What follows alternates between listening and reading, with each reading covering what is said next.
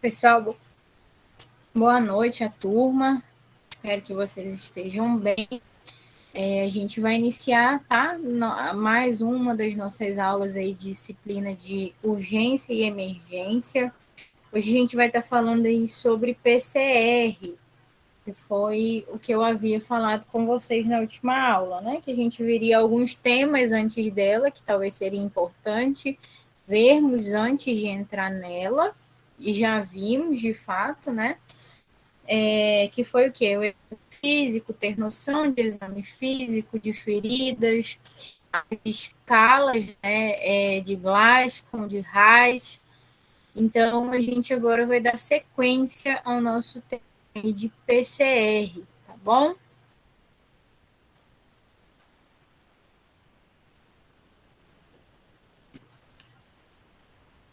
Eu achei que eu já estava aqui apresentando, mas ainda não. Deixa eu colocar aqui e abrir os slides novamente.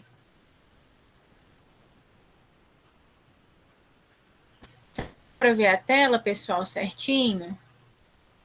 Alguém me conta aí se Sim, tá. Tá, beleza.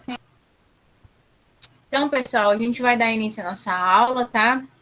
A gente hoje vai estar falando aí sobre o suporte básico de vida no atendimento do adulto, tá bom? A gente tem algumas diferenças aqui quando a gente fala de suporte básico de vida para um adulto, criança, tá? E também a gente tem a gestante, ok? Então, hoje a gente vai estar falando do adulto, sobre suporte básico de vida no adulto, tá bom? E o que é esse suporte básico de vida? Ele é caracterizado aí por promover um atendimento imediato, tá?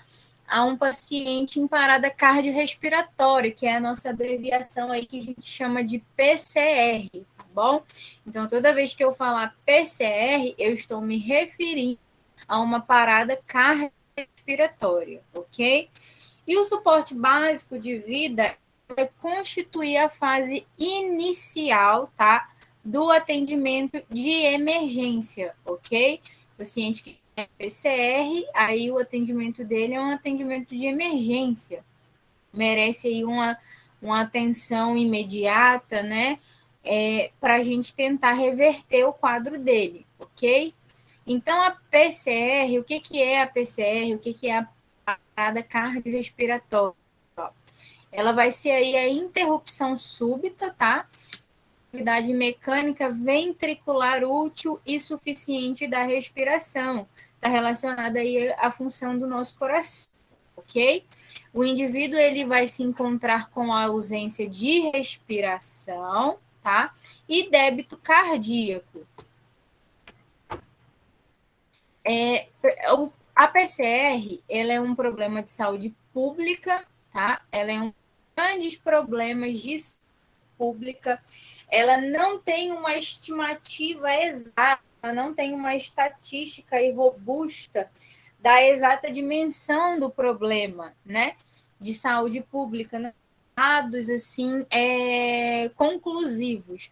Porém, eles fazem uma estimativa e a estimativa ela é um pouco alta, né?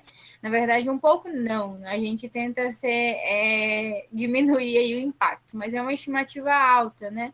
É um problema de saúde pública, a PCR. Então, a estimativa é que anualmente aconteça aí, 200 mil casos de PCRs, tá? E metade desses casos vão ser dentro do ambiente hospitalar, tá? Porque a gente ainda faz essa divisão, e a gente tem aí a outra metade que vai ser no ambiente extra-hospitalar, que vai ser o quê? Uma residência, na rua, né? Em shoppings, aeroportos, estádios, shows. Então, quando a gente fala intra-hospitalar, a gente está se referindo aí a casos que acontecem dentro do hospital, ok? Quando fala extra-hospitalar, são casos que acontecem do lado de fora do hospital, em outros locais, em outros ambientes, tá? Então, PCR é um problema de saúde pública, merece atenção e a gente não tem uma estimativa exata da dimensão desse problema, tá? Até porque a estimativa dela é uma estimativa alta. Então, uma conclusão aí de dados a gente ainda não tem. Falta ainda dados complementares para a gente ter aí, de fato, algo concreto. Então, pessoal, a causas de PCR, nós temos alguns exemplos, o quê? A obstrução das vias aéreas, né? O paciente ali com a via aérea obstruída por algum corpo estranho, ele pode entrar num quadro de PCR? Pode, se não desobstruir a via aérea dele, pode, porque vai começar a faltar oxigênio, vai começar a mexer o quê? No pulso desse paciente, né? No ritmo, perdão, pulso não, no ritmo cardíaco desse paciente. Então, algumas causas de PCR vai estar relacionada aí à obstrução da via aérea desse seu paciente, tá? Uma pneumonia que está aí avançada, o paciente entrou num quadro de pneumonia, em vez dele melhorar, só piora. Pode evoluir para uma parada cardiorrespiratória? Pode, tá? E muitas das vezes é irreversível. Afogamento também causa PCR, tá? E nós aí temos outras complicações, tá? Nós temos aqui outros exemplos, são várias outras situações que podem estar causando aí PCR, uma hipoglicemia, que a gente às vezes não dá tanta atenção, mas pode causar uma parada cardiorrespiratória, tá? Irreversível até, tá bom? Então, nós temos vários exemplos, nós temos várias causas que podem evoluir, tá? Para uma PCR. Igual a gente falou no slide anterior, vai ser dividido de duas formas: PCR extra-hospitalar e intra-hospitalar, ok? Bom, na maioria, tá, das PCRs hospitalares, vão ser aí o caso da FV e a TVSP, que vai ser o quê? A fibrilação ventricular, tá? E a taquicardia ventricular sem pulso. Então, quando é fora do hospital, esses dois tipos de PCR, tá? São mais comuns. Aqui, entre parênteses, eu deixei uma sigla para vocês, porque acaba termos muito grandes, então é muito comum a gente pegar materiais, né, estudos ou até mesmo em algumas provas, a abreviação, tá bom? Então, quando a gente fala parada cardiorrespiratória extra-hospitalar, aqui a gente está com a abreviação dela. Uma fibrilação ventricular, FV, taquicardia ventricular sem pulso, TVSP. Então, a gente acaba abreviando, tá? Porque são termos muito compridos. Então, tem essas abreviações e algumas eu coloquei aqui para vocês estarem se fazendo, tá? Parada cardiorrespiratória, é muito comum a gente conversar, pegar estudos e eles estão referindo ali ao que? Uma PCR, né? Reanimação cardiorrespiratória, né? Uma RCP, tá? Então, a gente acaba utilizando bastante abreviações aqui para falar aí do suporte básico de vida em caso de PCR, ok? Então, na maioria dos quadros, né, de PCR extra-hospitalar, a gente vai estar falando aí de ritmos relacionados ao quê? Fibrilação ventricular, tá? E taquicardia ventricular pulso, ok? E o que vai ser, gente, a fibrilação ventricular? Aqui a gente tem um ritmo normal, tá? E aqui a gente tem um ritmo anormal. E esse ritmo aqui, ele caracteriza a fibrilação ventricular, que é o quê? É uma contração incoordenada do miocárdio desse paciente, ok? É um ritmo que vai ser acelerado, tá? O paciente, ele tem, sim, risco de vida, ok? E esse problema ocorre na parte inferior aí do coração, tá? E quais são os sintomas disso? O paciente ele pode desencadear um ataque cardíaco, tá ok? E ele vai ter aí alguns sintomas, que vai ter diminuição da pressão arterial, desse paciente, ok? Ele vai começar a sentir dor no peito, ele vai ter perda de consciência, ok? E dependendo da gravidade, ele vai evoluir aí para óbito, tá?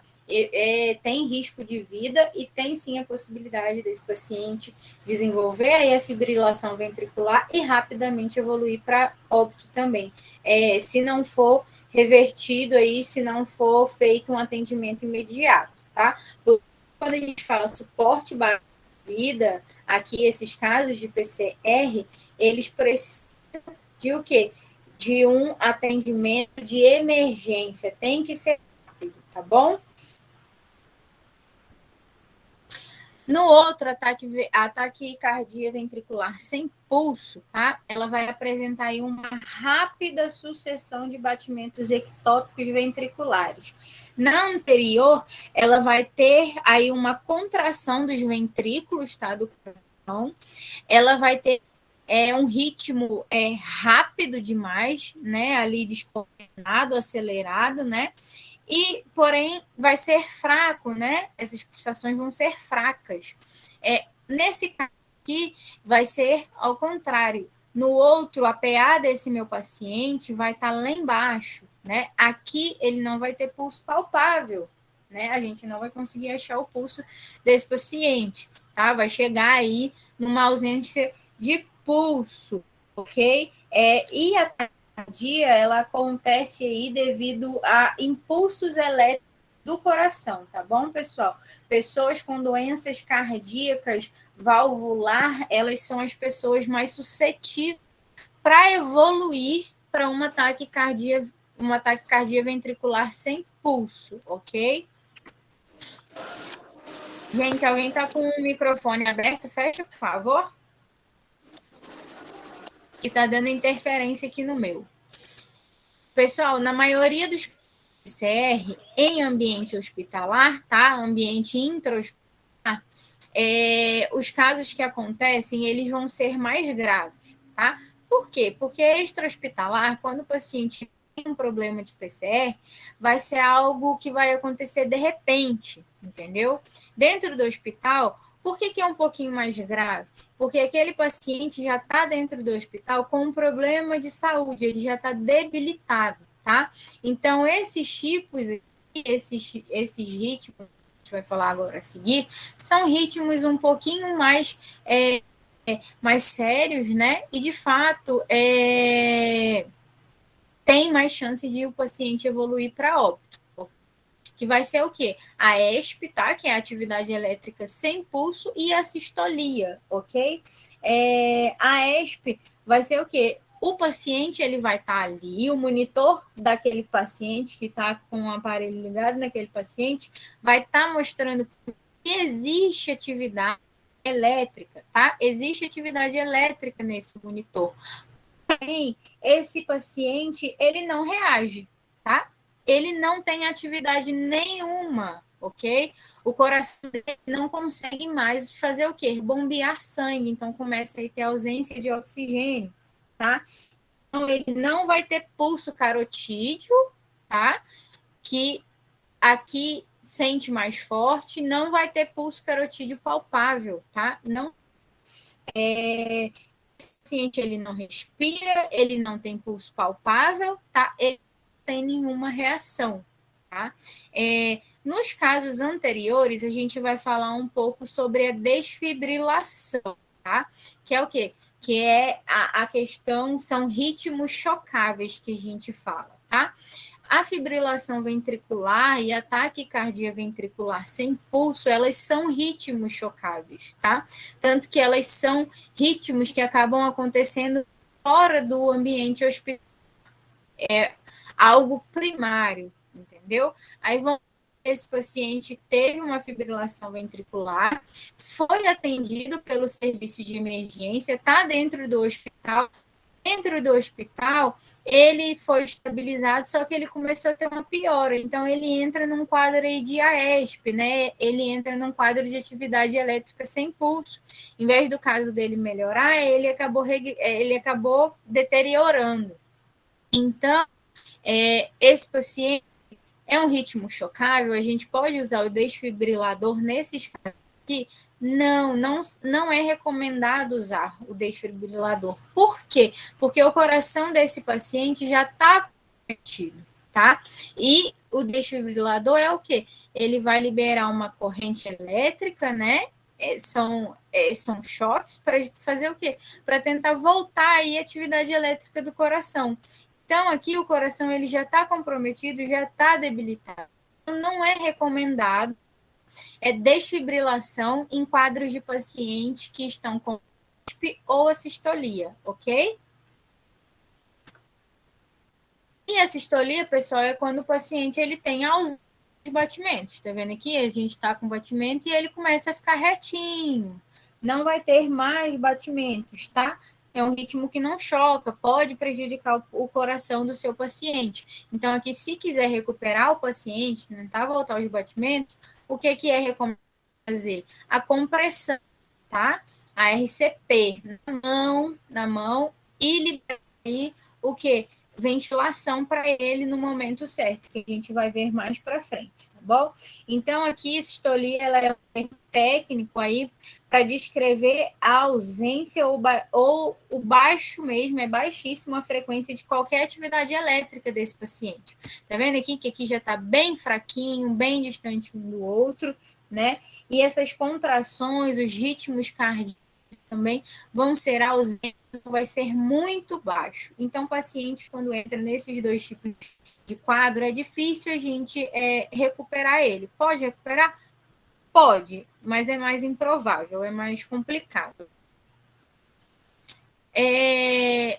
Como a gente falou lá atrás, a gente divide, né, o nosso suporte básico de vida e RCP, a gente divide em ambiente hospitalar e ambiente extra-hospitalar, tá? E qual é a diferença, né, de uma PCR dentro de um ambiente hospitalar? Acontece PCR dentro de um ambiente hospitalar porque o paciente ele teve uma deteriorização clínica, tá? E progressiva, ok? Por quê? Teve esse tipo de deteriorização. O que é isso? Né? Seu paciente ele está internado, ele já está debilitado, ele está apresentando problemas de saúde, o coração do seu paciente ele pode estar comprometido, ele está mais fraco, e aí ele entra num quadro de parada cardiorrespiratória, tá? Então, você teve uma deteriorização clínica, você teve uma piora, tá? Do seu paciente. Aí, essa piora progressiva, só foi piorando, parada cardiorrespiratória, tá? No ambiente extra-hospitalar, quando o paciente ele tem uma parada cardiorrespiratória, vai ser algo súbito, vai ser algo assim, de repente, tá bom? Vai ser do nada. Esse paciente está andando e ele sente uma dor e entra num quadro de PCR, tá? E aí pode ser decorrente de quadros isquêmicos agudos, tá? Ou problemas elétricos primários. Então, a gente tem essa diferença. Dentro do não vai ser um problema elétrico primário, tá? Já vai ser um pouquinho mais grave, principalmente se ele já chegou dentro do hospital com esse problema elétrico primário. Foi atendido, foi estabilizado o quadro ali desse problema elétrico primário dele, porém, com o ali do tempo, em vez da gente conseguir recuperar esse paciente, dele melhorar, ele foi tendo uma priorização clínica, tá bom? Então, a gente tem essa diferença, ok? De PCR, extra-hospitalar e intra-hospitalar. Uma se refere a um quadro de um paciente e a outra vai se referir a outro quadro de um paciente, ok? E aqui a gente tem uma cadeia, tá, de sobrevivência aí, relacionados à parada cardiorrespiratória intra-hospitalar, tá, que é esse primeiro aqui, olha a sigla dele, o final IH, tá? Intra-hospitalar. E aqui embaixo é uma parada cardiorrespiratória extra-hospitalar, tá bom? Depende de uma sequência de procedimentos sistematizados no conceito de cadeia de sobrevivência, tá? Isso aqui são elos que a gente fala. Elos que vão refletir ações que devem ser realizadas quando o paciente apresenta, tá? Esse quadro aí de PCR. Quando você está dentro do hospital, você vai ter profissionais de saúde ali básica, capacitados para fazer o atendimento desse paciente, para fazer o desse paciente. Então, o que vai ser primeiro? Qual é o primeiro elo? Vai ser a vigilância desse paciente e a prevenção, tá? Quando o paciente tem uma deteriorização clínica, essa deteriorização clínica, ela pode acontecer entre 6 a 8 horas que esse paciente está. Então, tem como se observar sinais e sintomas, né, que esse paciente está deteriorando? Tem, por isso que é importante relatar, tá? Principalmente aí para passagem de plantão. Agora, eu estava olhando meu paciente, ele teve uma deteriorização clínica e tal, você foi lá e relatou. Passou um plantão, quando o outro pegar, ele vai ler lá no prontuário, ixi, esse paciente teve uma piora. E vai estar monitorando, porque a vigilância é a principal, o primeiro ali, ele vem em primeiro lugar, a gente tentar o que? Atender rápido esse paciente, ou antes de evoluir para uma PCR ali, ver que ele está evoluindo, né? Tomar medidas aí de prevenção ele, medidas terapêuticas para tentar evitar que ele evolua para esse tipo de quadro, tá? Em seguida, vai fazer o reconhecimento e o acionamento do serviço médico de emergência, ok? Porque o caso de PCR é para o serviço médico de emergência. A atenção básica não atender isso aqui, tá? Porque às vezes a gente tem até falta de materiais para atender esse tipo de ocorrência. Vai fazer o primeiro atendimento, o primeiro manuseio, são profissionais capacitados, né? E já vai acionar o serviço médico de emergência para vir pegar esse paciente e levar para um hospital onde tem uma aparelhagem melhor, onde vai fazer um monitoramento melhor dele. Em seguida, vai se iniciar a RCP, que é o que? A reanimação cardiorrespiratória, tá? Ela é imediata e por ser profissionais capacitados, profissionais da área da saúde, ela é o que? A gente espera que ela seja o quê? De alta qualidade, tá? Então, em terceiro aí, o nosso terceiro elo é a RCP imediata e de alta qualidade, tá? Uma rápida resposta também aí da desfibrilação. Se for indicado um ritmo chocável, né, ser rápido essa desfibrilação do paciente para estar ajudando, né, recuperar ele. E o que? O nosso último elo é o suporte avançado de vida e cuidados pós-PCRs, ok? Por que cuidado avançado, pessoal? Porque aqui a gente está falando de cuidado básico, tá? A gente está falando de profissionais da saúde básica, que são capacitados para fazer todo o atendimento do paciente que está numa PCR com sucesso de alta qualidade, são profissionais treinados, mas aí esse paciente deve ser encaminhado para o suporte avançado de vida, tá? Ainda tem essa separação, suporte básico de vida e o suporte avançado de vida aí, cuidados pós-PCR, ok? Embaixo aqui, que a gente está se referindo aos elos de atendimento aí para um paciente numa PR extra-hospitalar, né? A gente vai ter aí, em primeiro lugar, diferente do de cima, que vai ser a vigilância e prevenção, porque são profissionais capacitados para fazer isso, né? Para fazer tipo de reconhecimento que esse paciente está evoluindo para uma PCR, né? Embaixo a gente já não vai ter. Por quê? Qual é a diferença de um para outro? Quando é extra-hospitalar, ela é súbita. E o que é súbito? É algo que acontece de repente. Então, não vai ter como fazer a vigilância e a atenção desse paciente, tá? Correu o caso ali, a PCR. Então, o primeiro elo vai estar ligado aí ao reconhecimento, tá? Desse paciente e o acionamento do serviço médico de saúde de emergência, ok? O segundo vai ser o início aí de uma RCP, tá? De alta qualidade também. Por mais que seja uma pessoa leiga, né? Ao acionar o serviço, ele vai ser orientado a como fazer. Vai ter um profissional no telefone com ele, orientando quais são os prós passos dele, o que ele deve prestar de assistência à vítima, né, até eles chegarem, tá? Então, inicia sim a RCP, ok? Se tiver, a gente tem locais que vai ter um desfibrilador. Se for no aeroporto, talvez num show que esteja equipado para isso, né? Tenha um desfibrilador próximo, por telefone, ele vai ser orientado a como usar, como fazer, tá bom? E depois iniciar a RCP, rápida desfibrilação, vai ser o quê? O serviço médico básico e avançado de emergência, tá? Ele é acionado, ele chega, ele faz o atendimento a esse paciente, recolhe esse paciente e aí encaminha ele para o suporte avançado de vida e cuidados pós-PCR, tá? Que vai ser o quê? Vai ser aí uma UTI, né? Vai ser um departamento de emergência para a gente estar voltando aí com esse paciente, tentar recuperar esse paciente, ok? Independente aí, pessoal, de onde ocorra essa PR, ela sempre vai converger para o hospital, tá? Por mais que a gente tenha uma divisão de PCR intra-hospitalar e uma PCR extra-hospitalar, ela sempre converge aí para o hospital. Por quê?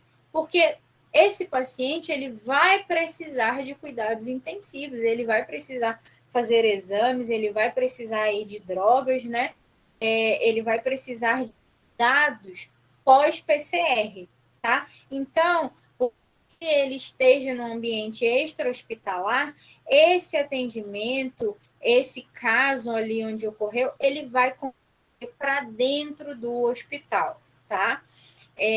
O paciente que apresentar, né, PCR extra-hospitalar depende da assistência da comunidade. Por que depende da assistência da comunidade? Para acionar o serviço médico de emergência, tá? Porque esse paciente passou mal na rua, ele vai precisar de quem? Das pessoas que estão ali em volta dele, da ajuda da comunidade para prestar assistência para ele e tentar recuperar esse paciente. Por mais que seja uma pessoa leiga, igual a gente falou ali atrás, né, no slide anterior, ele vai ser instruído no que ele deve fazer, no como ele deve proceder com a vítima. E sempre sabendo que tudo que você for fazer tem que ser rápido. Entendeu? O paciente ele está numa parada cardiorrespiratória, né? Está comprometendo o coração, o fluxo de oxigênio, então tem que ser uma resposta rápida, tá? Então, quando é uma PCR que é com um ambiente extra-hospitalar, fora do hospital, esse paciente, essa pessoa, ela vai depender aí da assistência da comunidade, tá? Para esse primeiro atendimento.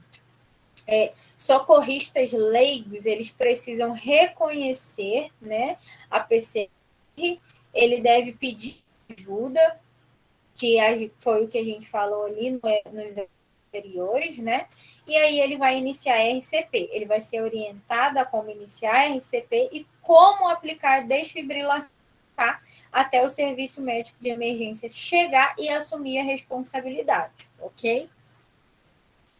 Pacientes que têm uma PCR intra-hospitalar, eles vão depender aí de um sistema de vigilância adequado para evitar que ele evolua aí para um quadro de PCR. Então, por isso que o nosso primeiro de uma PCR intra-hospitalar, né, para a gente ter sucesso, né, é a vigilância e prevenção. Se o paciente ele está dentro do hospital, ele deve ser monitorado para a gente evitar. Tem como evitar PCR? Tem. Então, ele precisa do quê? Ele precisa de uma vigilância adequada, tá? Ele precisa de um monitoramento adequado.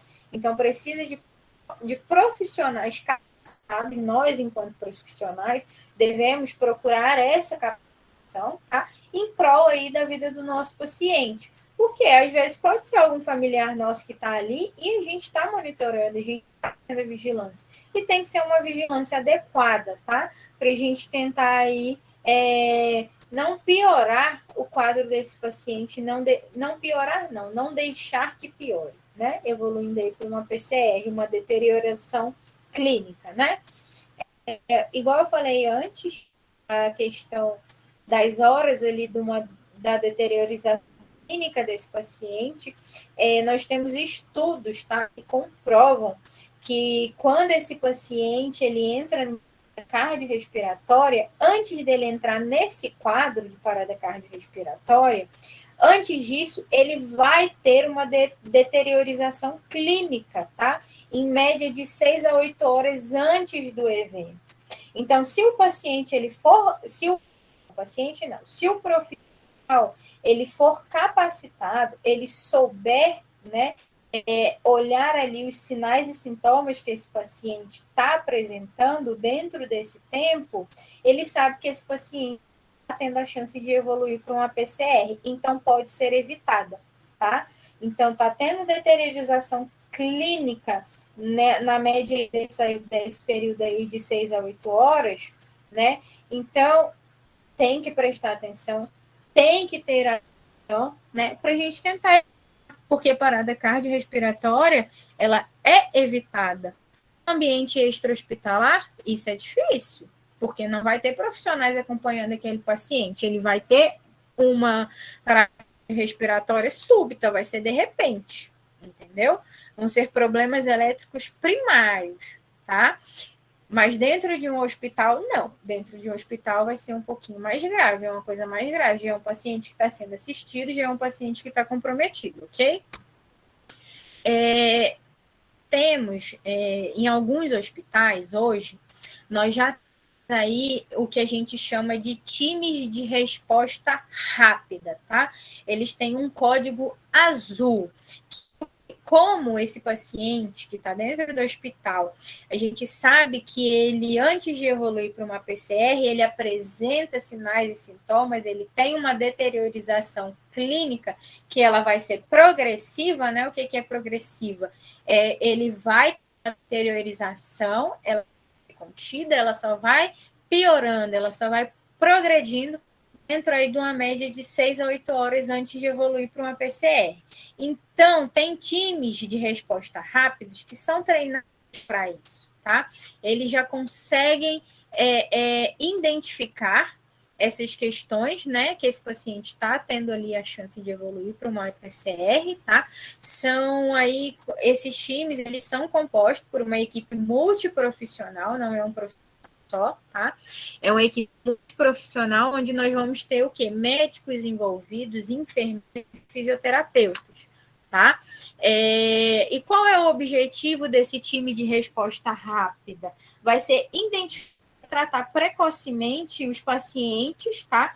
Tanto adulto quanto pediátricos, que vão apresentar deteriorização clínica, tá? Porque essa deteriorização clínica sempre coloca aí o paciente de evoluir à morte, tá bom? Fora aí do ambiente de unidades críticas, que é o quê? Uma UTI, né? Um centro cirúrgico, um pronto-socorro. Nós temos alguns fatores, tá? Preditivos da PCR, que vai ser o quê? E esse time de resposta rápida, eles já são treinados para observar isso, tá? Então, nós temos fatores preditivos antes de acontecer uma parada respiratória, né? Esse aí da deteriorização clínica. Seu paciente, ele vai começar a apresentar o quê? Ele vai começar a apresentar uma alteração na frequência cardíaca dele, tá? Começar a apresentar também uma alteração na frequência respiratória dele e na PA também, na pressão arterial dele, no débito cardíaco, tá? E na saturação. Então, isso aqui é o principal, a gente está falando aí de sinais vitais, coisa básica que todo profissional ele deve saber. Tá?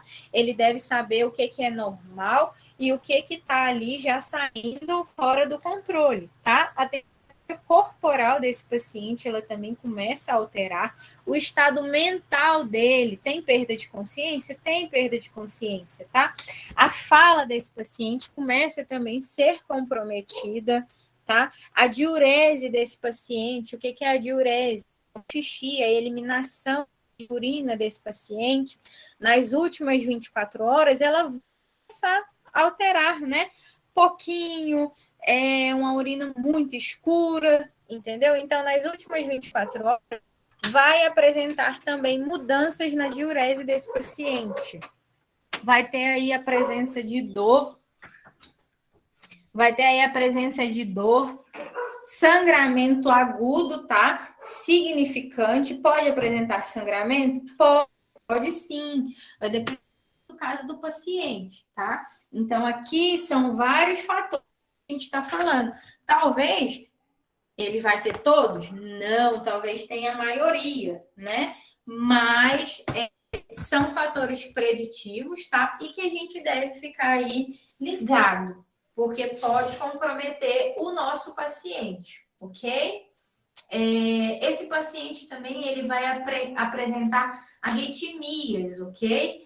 O relato do paciente que não está se sentindo bem, ou quando o médico ou o enfermeiro relatam estar preocupados com a situação clínica desse paciente, também é um fator preditivo, tá? Gente, é principalmente a fala do paciente, tá? Isso é de suma importância. Quando a gente está ali acompanhando o paciente, fazendo a vigilância desse paciente, tá? A monitoração dele, quando a gente vai no leito desse paciente, a gente não vai chegar lá, deixa eu olhar o monitor como é que tá, deixa eu olhar a meditação, deixa eu pôr a mão no meu paciente para ver assim, se ele pode estar quente ou não, né? Não, a gente também vai conversar com esse paciente, tá? A gente vai perguntar a ele, seu Antônio, tá tudo bem? Tá sentindo alguma coisa? Como o senhor está? Por quê? A fala do nosso paciente, ela é muito importante para a gente, tá? Porque se ele te falar que ele está sentindo alguma coisa, a gente já vai começar a ficar o quê? A gente já vai ficar mais vigilante, né? Gente, nossa, não estava bem, não estava se queixando de falta de ar, ele estava conversando normal, agora ele já está embolando a fala, né? Um paciente que está com sono, o xixi desse meu paciente já está meio suspeito, né? Está diminuindo a quantidade, está muito escuro, muito concentrado. Esse paciente já está queixando mais de dor. Então, pera lá, ele está apresentando mudanças, né? De comportamento, naquilo que ele estava sentindo antes. Agora, o que ele não estava sentindo antes, agora ele já está queixando, né? Então, é importante a gente estar conversando com o nosso paciente, tá? Por quê? Porque a fala dele, o relato dele para a gente já é importante, já é de suma importância para a gente verificar outras situações. Talvez a gente tenha muito paciente, a gente sabe que né, ela é exaustiva e a gente talvez não está o tempo todo ali com aquele paciente, né? Mas aí você passou, seu Antônio não estava se queixando de nada, agora ele está se queixando de falta de ar, viu que a fala dele já está um pouquinho embolada, né? Ele está queixando de dor no peito, aí você vai lá, verifica os sinais vitais dele, você verifica o PA está alterado, está começando a baixar demais. A saturação dele também começou a alteração, a frequência respiratória, o pulso do paciente começou a alterar. Então, pera, tá acontecendo alguma coisa. O seu paciente te disse e o que você fez de exame também te contou. Então, tá tendo algum problema, né? Então, a gente precisa identificar isso também.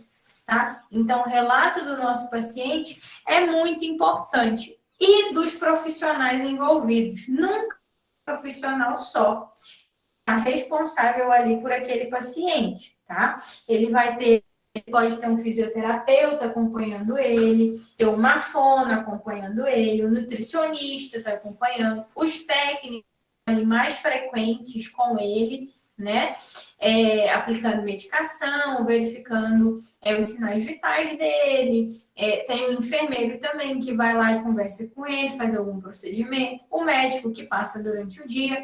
Então, isso precisa ser relatado no prontuário do nosso paciente. Né? Isso precisa ser comunicado, a equipe ela precisa saber conversar, precisa saber passar, né, a situação clínica do paciente para frente dos profissionais que estão envolvidos. Porque cada um tem a sua função, né? E cada função, ela é importante para a reabilitação desse paciente, para a prevenção aí de uma PCR, né? Então, os profissionais envolvidos na situação clínica desse paciente, ela deve ser comunicada com os outros profissionais que estão envolvidos. O enfermeiro foi lá, viu que aquele paciente já está começando a alterar a fala dele, a temperatura corporal dele está diferente, né? A glicemia dele também está diferente, então já está começando a ficar preocupado. O enfermeiro não consegue passar toda hora, mas ele tem a sua equipe técnica. Ele tem os técnicos que estão envolvidos e está cuidando desse paciente. Então, o que ele vai fazer? Chegar lá para os técnicos que estão lá, ele tem que relatar no prontuário, isso é formal, né? Porque quem pegar o plantão seguinte, ou se o médico passar e pegar o prontuário daquele para avaliar, vai ver a sua evolução, né? Certo? Ok. Então, você precisa relatar. E também precisa haver comunicação entre a equipe, né? Porque quando não tem, para a gente fazer a vigilância desse paciente, a prevenção desse paciente, é mais complicado. Não é fácil uma vigilância de um paciente quando não se tem comunicação entre a equipe, entendeu? Então, a fala do paciente e o diálogo entre a equipe multiprofissional que atendendo ele é de suma importância, tá? Para estar aí, ó, verificando os fatores preditivos, né, de uma parada cardiorrespiratória e intervindo, né, nessa situação, trabalhando para esse paciente evoluir de fato para uma parada respiratória, né? E dependendo de como foi essa parada cardiorrespiratória, esse paciente evoluir aí para um óbito, que aí já era, não tem mais o que fazer por esse paciente, né? Quando se evolui para óbito. Enquanto ele está ali em vida, a gente tem sinais e sintomas para se observar. Nós temos uma equipe que deve trabalhar em conjunto para tentar melhorar, né, a qualidade de vida desse paciente. Então, é de suma importância observar, tá? Os preditivos aí do nosso paciente, pessoal, ok? Opa, saí aqui dos slides, vamos voltar. Até aqui tudo bem? Alguém tem alguma dúvida? Quer fazer alguma pergunta? Se quiser, é a hora. Essa matéria ela é um pouquinho extensa, ela tem bastante conteúdo, né? Então, até aqui tá tudo claro, tá tudo ok para a turma. Ou tem alguma dúvida?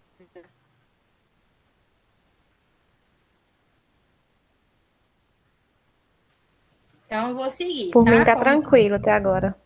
Tranquilo? Então, tá bom. Então, vamos seguir, pessoal. A realização, pessoal, imediata de uma RCP, que é a reanimação desse paciente, né, em uma vítima em PCR, ainda que for apenas compressões torácicas no pré-hospitalar, que é quando tem ali uma leiga, né, está sendo orientada em como fazer, isso já contribui aí para o aumento da sobrevivência da vítima, tá? Que está em uma parada cardíaca. Isso já é importante para ela, entendeu? Então, se a gente tem uma pessoa que estava andando, do nada ela caiu, você está vendo ali que ela não tem movimento respiratório, checou o pulso dela, não tá fino, né? Muito fraco, ou então não tem pulso, inicia a RCP. Antes de iniciar a RCP, observar o ambiente, tá? Se é um ambiente seguro, se não for seguro, você vai pôr essa pessoa de forma segura, vai ligar para o serviço de saúde, em seguida, tudo muito rápido, né? Iniciar essas compressões que eles vão estar orientando como fazer, tá? O sucesso ele está intrinsecamente relacionado a uma desfibrilação precoce dentro dos 3 a 5 minutos após o colapso, tá? Então, inicia a RCP e aplica o para desfibrilar, para chocar esse paciente. Só que, pessoal, não todos os locais onde a gente tem facilidade de encontrar o DEA, né? Então, a gente não fica preso só nisso aqui. inicia reanimação. Aqui, tá? É o DEA, é o desfibrilador. Aqui, ó, provavelmente isso aqui é um aeroporto, né? Onde tem um DEA nele. Se o paciente ele passar mal alguma coisa, tem um aparelho para desfibrilar ele, né? Para chocar. A gente também tem que estar atento aí, ó, igual falou lá atrás.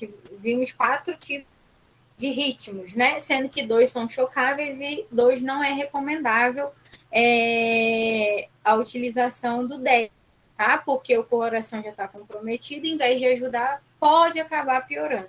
Então, como não é recomendado, a gente não faz. Nós temos aí a recomendação, né, de implantar programas de acesso público à desfibrilação, que é o APD, tá? Onde vai ter o DEA aí em locais públicos, onde haja essa probabilidade de uma PCR presenciada, que vai ser o quê? Um aeroporto onde tem muito movimento, shows, hotéis, né? Então, é um local de muito movimento. Então, pode ser que ali seja mais fácil de presenciar esse tipo de caso? Pode sim, tá? Então, aqui a gente tem uma lei, tá? Que entrou em 2005, a Lei 15.778, que toma aí obrigatoriamente com aparelho desfibrilador cardíacos os locais, veículos e estabelecimentos que menciona abaixo essa lei, tá? Nós temos aqui o artigo 1, onde vai falar, o artigo 2 também, tá? Que aí vai ser o quê? É obrigado a equipar com aparelho desfibrilador cardíaco externo automático os locais. E aqui, gente, a gente tem 3 tipos de aparelho desfibrilador. Nós temos um manual, um manual e um automático. E essa lei se refere ao desfibrilador externo automático. Por que automático, pessoal? Porque ele mesmo vai te dizer se é recomendado, se o ritmo desse paciente ele é recomendado o uso do desfibrilador, o choque, né? Ou não, e ele vai te falar isso, que não é recomendado o choque, para a reanimação, tá? Se for recomendado, ele vai te dizer que é recomendado, vai se afastar e vai chocar. Ele é automático, ele mesmo vai fazer isso, tá? Quando ele é manual, a gente que tem que fazer tudo ali manualmente, tá? Vai iniciar e vai colocar para chocar. Semiautomático vai te dizer se o ritmo é chocável ou não, vai ali regular e você vai pressionar para chocar, tá? O automático não, ele realiza isso o próprio aparelho. Então, como é em um lugar público e a gente está se referindo a pessoas leigas, nem sempre você não sabe se ele vai ter uma pessoa que é treinada para isso, que vai saber ali fazer o primeiro atendimento, então tem que ser um automático, que o próprio desfibrilador vai fazer todo o serviço, de dizer se é indicado chocar ou não esse paciente, tá? Ele vai mandar você se afastar, a colocação das pás ali corretamente, se você corretamente, ele vai mandar você se afastar, vai iniciar e vai chocar o paciente, tá? Depois de chocar, ele vai falar que quando você pode voltar a fazer ali a reanimação, tá? Então, local público é desfibrilador cardíaco automático, tá? Lembrando que nós temos 3 tipos: manual, semiautomático e automático. Para local público é o automático, ok? Então, ali, ó, em locais de eventos com previsão de concentração ou circulação diária, igual ou superior a 1.500 pessoas, é obrigatório a ter, tá bom? E deve ter aí ambulâncias e veículos de resgate e do corpo de bombeiro, ok? Obrigatório nos locais relacionados no artigo 1, durante o horário de funcionamento, a presença de pessoas treinadas para usar desfibrilador cardíaco e para realizar outros procedimentos da técnica de ressuscitação cardiorrespiratória. Parágrafo único, compete aos responsáveis pelos locais relacionados no primeiro promover o treinamento dos empregados em número suficiente para atender ao disposto do caput deste artigo. esses locais têm que ter profissionais treinados para isso, ok? Aqui, pessoal, a gente tem um mnemônico, tá? Que é o CABD primário, tá? Perdão. Que vai ser o quê? Quando você pegar um paciente em parada respiratória, num quadro de PCR, o C, ele vai se referindo ao quê? Você deve checar a responsividade do seu paciente. Tá consciente, tá te respondendo? Como que ele tá? Tá? Depois, checar a respiração dele e o pulso, tá bom? E chamar por ajuda e iniciar compressões, ok? Esse aqui é o CABD primário nosso, quando a gente pega um paciente em parada cardiorrespiratória. Tá? O que você tem que fazer, qual a ordem das coisas. Então, checou a responsividade, paciente, checa a respiração e o pulso dele. Liga para o serviço médico de emergência, inicia a compressão. Em seguida, você vai fazer a abertura das vias aéreas desse paciente, tá ok? Você deve fazer aí uma boa ventilação para esse paciente e, por último, a desfibrilação, se ela for indicada, tá? A segurança do local, a primeira coisa que a gente observa quando a gente vê ali uma vítima de PCR, tá? Então, você vai avaliar se aquele local ali é seguro, ok? Vamos pôr ali que estava molhado e tinha um fio de alta tensão, o paciente acabou encostando e tal, e caiu no chão entrando em PCR. Você vai avaliar primeiro ali a segurança do local, ok? Então, avaliou a segurança do local para o socorrista e a vítima, tá? Caso não seja seguro, a gente deve tornar seguro, tá? Ou então remover a vítima para um local seguro. Sempre prestando também, pessoal, atenção no que é uma vítima de trauma, alguma coisa assim, então isso tem que ser observado também, tá? Quando for fazer a abertura de via aérea, toda essa remoção. Então, isso a gente vê mais para frente, tá? A gente depois, em seguida, você vai entrar no mnemônico que a gente viu anterior aí, no slide anterior, que vai ser o quê? Você vai avaliar a responsabilidade da sua vítima. Ela é uma vítima que está consciente, tá? Ou se ela está inconsciente, como que está a fala dela, tudo bonitinho. Você vai fazer o quê? Você vai chamar, tá? A vítima e vai tocar os ombros, e não é um toquezinho de leve, não. É um toque mais forte. Bate no ombro da sua vítima. Moço, tá tudo bem? Tal, como é que você tá? O que aconteceu? Vai chamar ela, conversar com ela, tocando os ombros dela, ok? E você vai ver se essa vítima vai te responder, tá? Ou não, tá? Caso a vítima ela responder, ela apresentar aí conversando, você vai perguntando a ela e procurando saber ali se ela precisa de ajuda, o que ela está sentindo, tá bom? Se ela não responder, você vai avaliar o pulso, carotídeo, região aqui do pescoço, tá? Semana passada, não, na aula retrasada, deu o quê? Exame físico. Eu passei todos os pulsos de verificação, tá? Todos os locais de verificação de pulso. Estuda aí para saber qual é o carotídeo, viu? Porque a gente faz a verificação aqui no pulso carotídeo desse paciente, tá? Qual é o mais comum? É o carotídeo? Não, é o braquial, mas nesse caso é o carotídeo aqui que a gente vai fazer a verificação, tá bom? E vai verificar aí o que é a respiração simultaneamente em menos de 10 segundos. O que é a respiração desse paciente? Vai olhar para a região do tórax desse. Você está vendo que está aumentando, diminuindo? Está vendo? Está fazendo um movimento de respiração? Então, você vai observar durante 10 segundos. É tudo muito rápido, ok?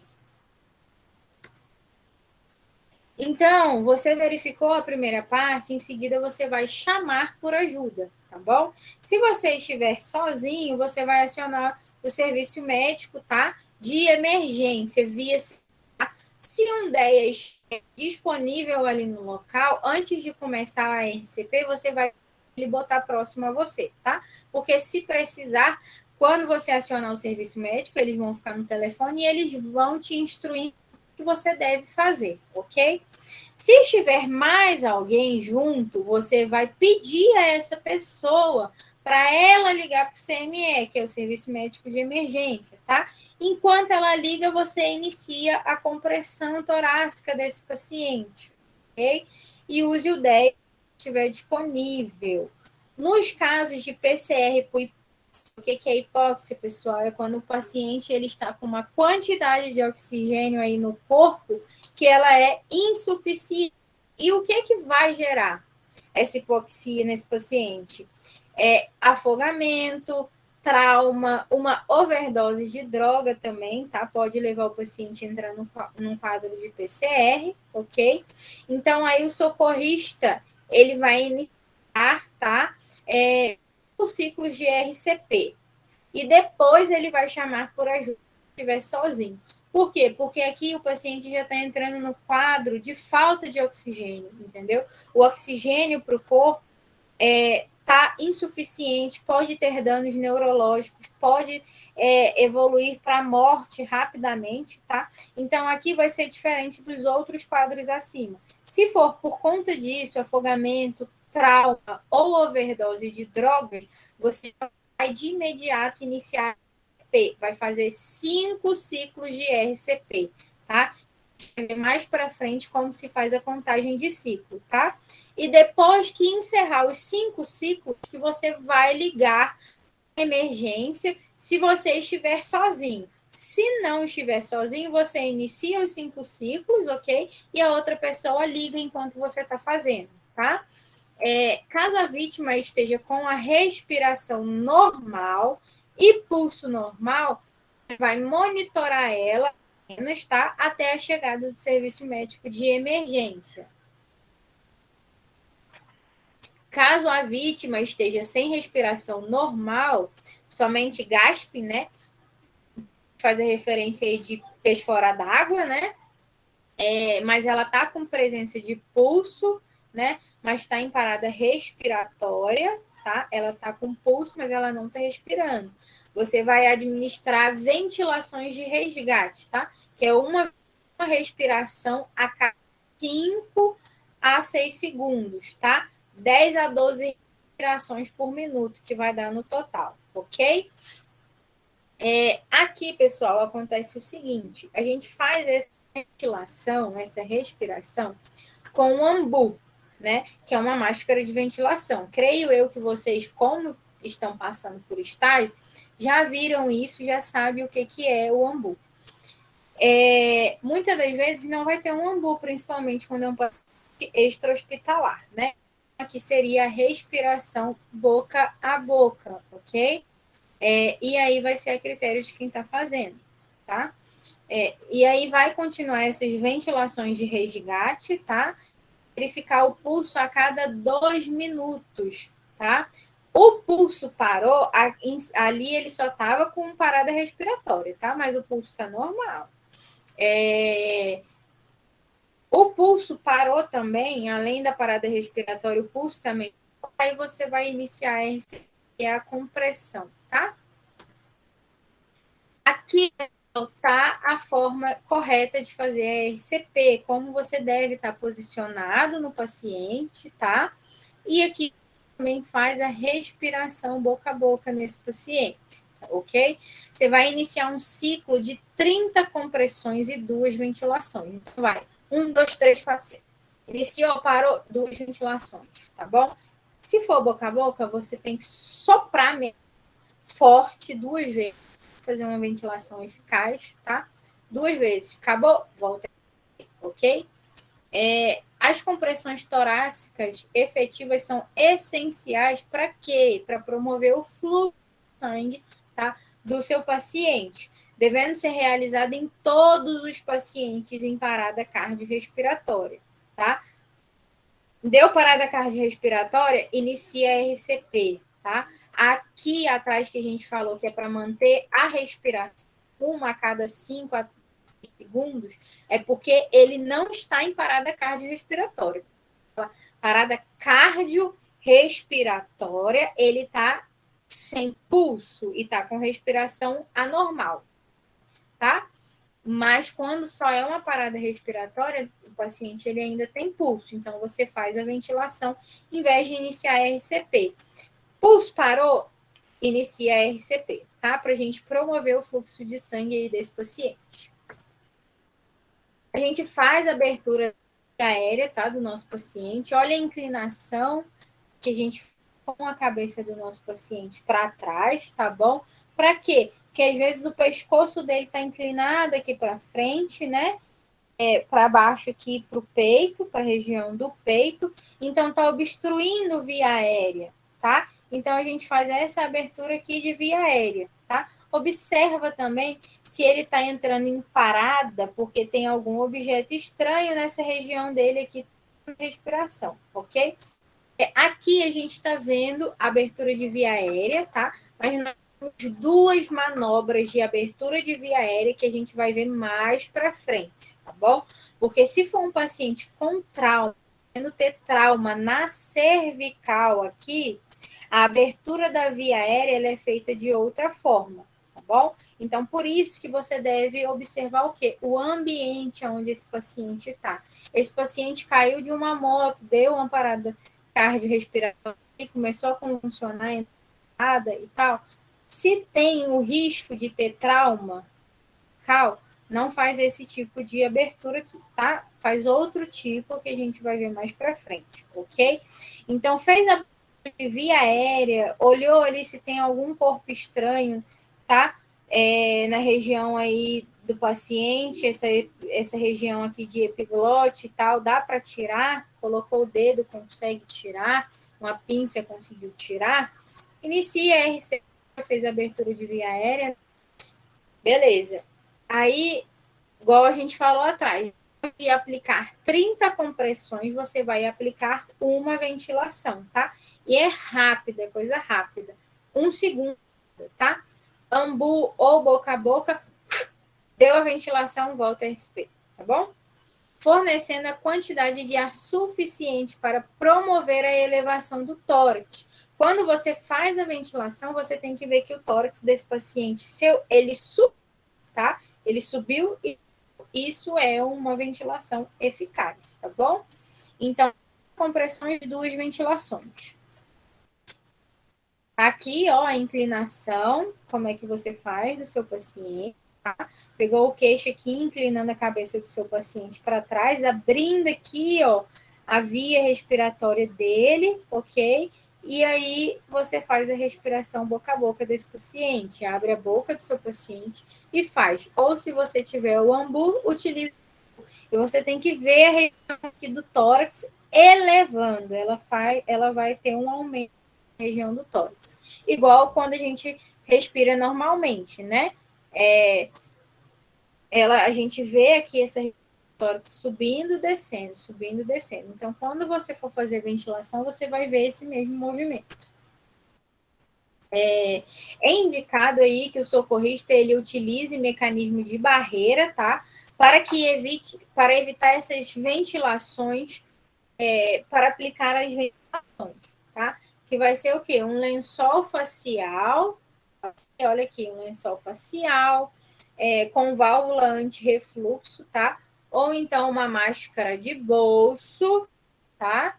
Ou uma bolsa válvula máscara, ok? Então, nós temos vários tipos de ambu para fazer a ventilação, tá? A abertura aqui das vias aéreas, pessoal, aqui a gente tem a manobra de inclinação da cabeça, tá? E elevação do queixo, que é esse primeiro quadro aqui. Mas se houver suspeita de trauma, você não vai fazer. Olha aqui como o pescoço desse paciente não esticada, a cabeça não está inclinada para trás, tá? A cervical aqui está sem mexer, ok? Se esse paciente houver suspeita de trauma, você não faz elevação da cabeça. Você vai fazer a manobra de elevação da mandíbula. Olha aqui, dando o ângulo da mandíbula, tá? Abrindo aqui a paciente e fazendo essa ventilação, tá? Você não puxa o pescoço do seu paciente para trás, porque senão você vai lesionar o seu paciente pode evoluir para óbito também, tá? Porque vai quebrar o pescoço dele. Quando tem risco de trauma de cervical, antes de você manusear esse paciente, né, tem que colocar. Me fugiu o nome agora.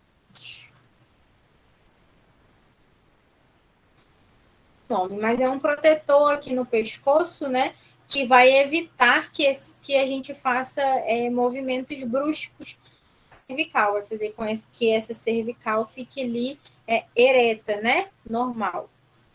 Aqui nós temos a ventilação com a bolsa válvula máscara, tá? O AMBU, e ela deve ser utilizada na presença de 2 socorristas, um responsável pela compressão e por aplicar as ventilações no dispositivo, ok?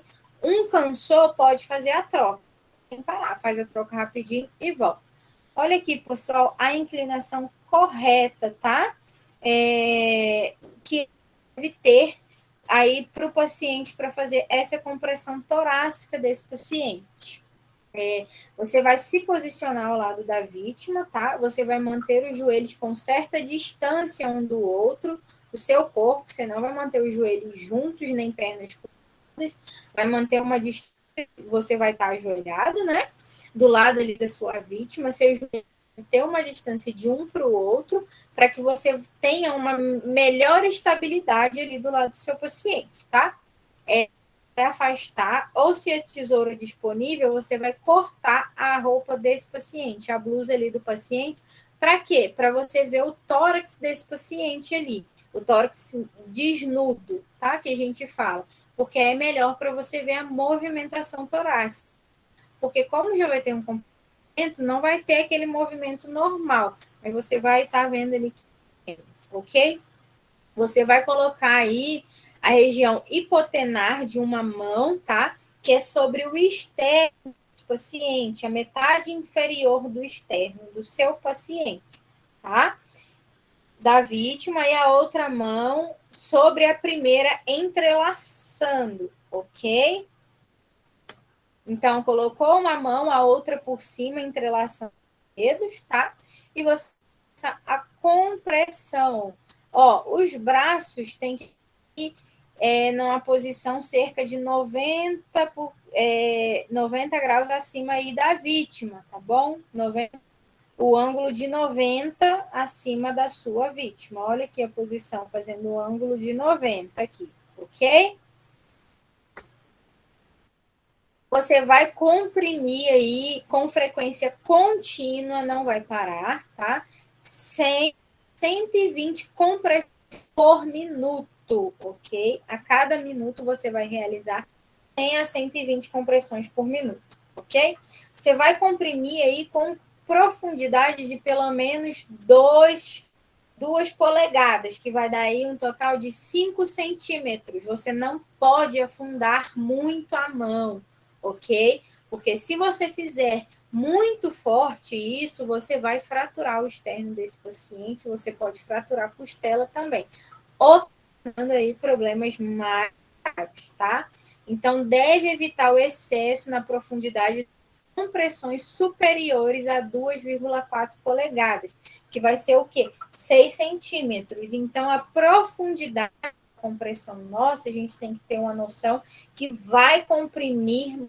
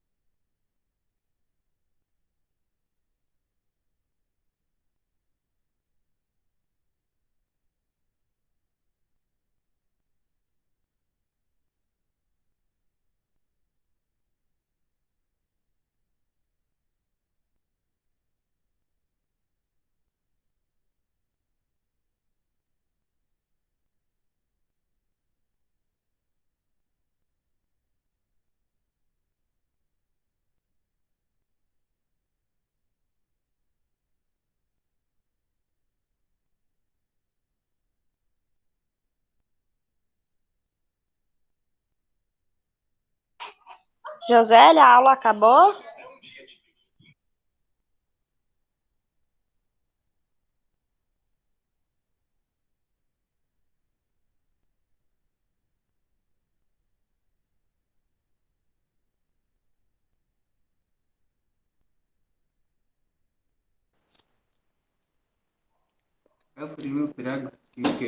Dá um murrão.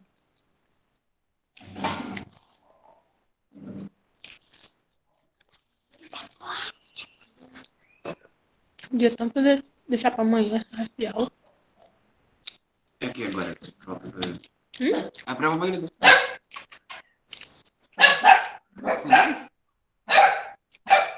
Tá do João, esses cachorros, tem que buscar. Hã? Do João. Tem um áudio aberto. E o já morreu todo?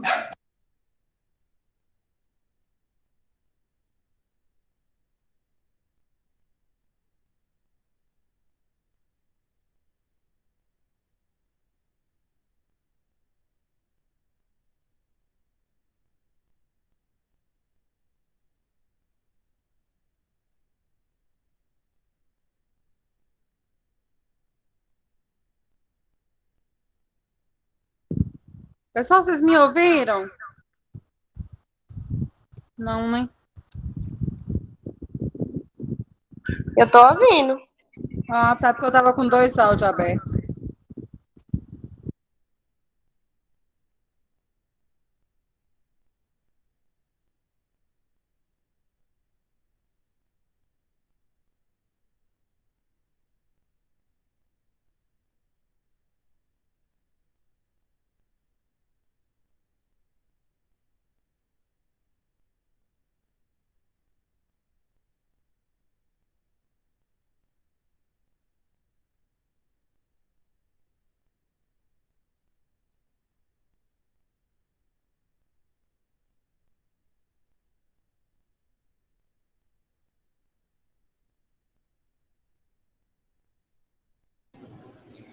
Gente, a aula caiu, eu fiquei aqui falando e eu nem vi que a internet tinha caído. A gente vai retornar, tá? Aqui terminou de dar um pique de luz. Então, se cair de novo, Josélia, me liga de novo, por favor. A internet esses dias está uma benção. Deixa eu para vocês, qual foi o slide que a gente parou? Porque eu... Ixi, tá dando pique de luz mesmo. Eu tô aqui em destinação. Eu quero que algum aluno me fale em qual que eu parei. Eu vou voltando aqui, vocês me avisam qual foi. Ventilação com via aérea avançada. Foi nesse?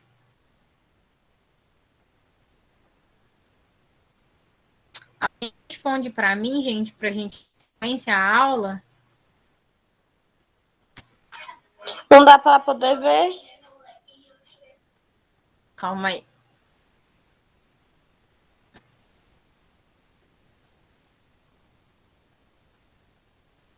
Estão vendo agora a minha tela de computador? Sim. Sim. Tá. Foi nesse slide que a gente parou? Ou não?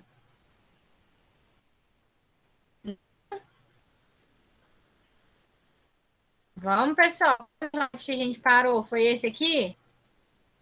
Não. Não? Gente, mas eu falei Foi sozinha. nesse aqui, ó. Ixi, É. falei 3 slides sozinha. Então, vamos embora. Vamos retornar. Josélia, se cair, você me liga, viu? Por favor. Então, retornando. Esse aqui vocês ouviram até o final? Não. Não? Então, vamos com pressões torácicas, pessoal. O limite das interrupções nas compressões torácicas vai ser aí menos de 10 segundos, tá? Não pode estar demorando muito. Por isso que a ventilação ela é apenas 1 segundo. Encaixou, ventilou, tá? Deu as 2 ventilação, volta a compressão, tá? Volta a RCP. Se você tiver com outra pessoa, você pode revezar, tá? A cada 2 minutos, você encerra o ciclo, né? Encerrou um ciclo, que é o quê? De 100 a 120 por minuto, ação, encerrou o segundo ciclo, aí você pode trocar com o segundo socorrista que vai estar junto ali com você. Para quê? Para evitar a fadiga, tá? Porque cansa, querendo ou não cansa, tá? E aí você começa a ter o risco aí de fazer compressões de má qualidade nesse paciente, tá? O que não vai ser benéfico para ele. Então faz a troca a cada 2 minutos, se tem 2 socorristas, tá?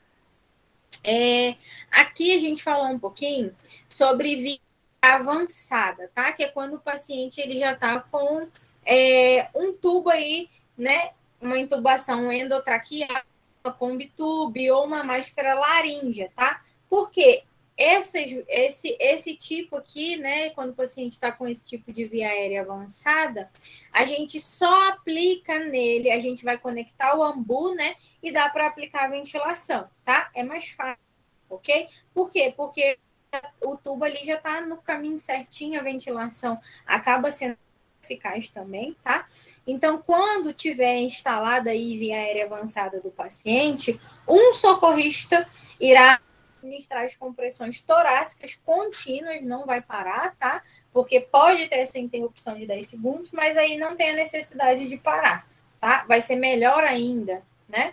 Então, um socorrista vai fazer as compressões torácicas contínuas nesse paciente e o outro vai aplicar uma ventilação a cada 6 segundos. 1, 2, 3, 4, 5, 6. Ventila. 1, 2, 3, 4, 5, 6. Ventila. Então, a cada 10 segundos, a cada 6 segundos, você vai aplicar uma ventilação ao paciente, enquanto o outro socorrista vai fazer a compressão sem parar, tá bom? E o que vai dar aí um total de 10 respirações por minuto, tá? Aqui, ó, ele tá com o dispositivo conectado, como é que fica no paciente, viu? Então, nesse caso aqui, quando o paciente com ventilação de via aérea avançada, não se para a compressão, tá bom, pessoal? Aqui a gente vai falar um pouquinho sobre o DEA, tá? O aparelho de desfibrilação. A gente aqui tem um manual e tem um automático, tá bom? O manual somente o médico pode usar, tá bom? Tanto que lá atrás a gente viu a lei sobre o dispositivo em locais públicos e o dispositivo em locais públicos, ele tem que ser automático, tá? Porque o próprio aparelho vai dizer se está recomendado ou não o choque, né?